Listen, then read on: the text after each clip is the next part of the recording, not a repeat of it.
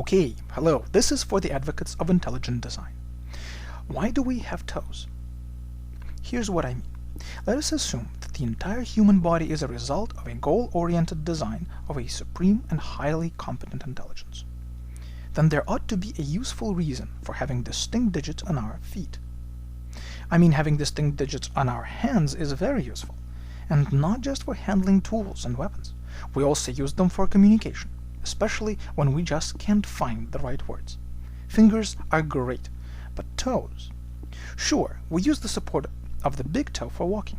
That is very useful, but this support is due to the bone. It has nothing to do with the toes being separate. When we walk, we use our toes in unison as a single group, bending and straightening as one. We don't bend our, say, third and fourth toe separately.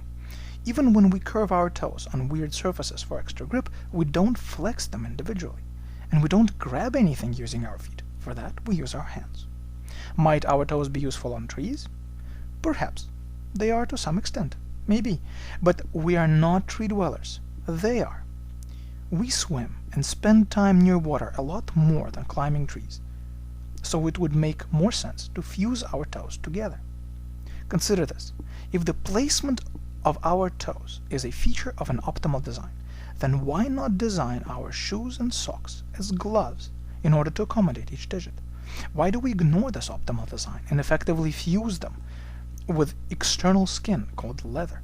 Why do we bind them with wool or cotton?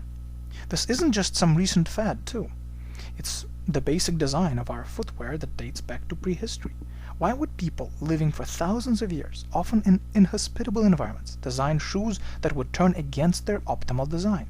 Why shoot themselves on the foot? Couldn't they see that it is easier to run, hunt, and fight on the fields barefoot?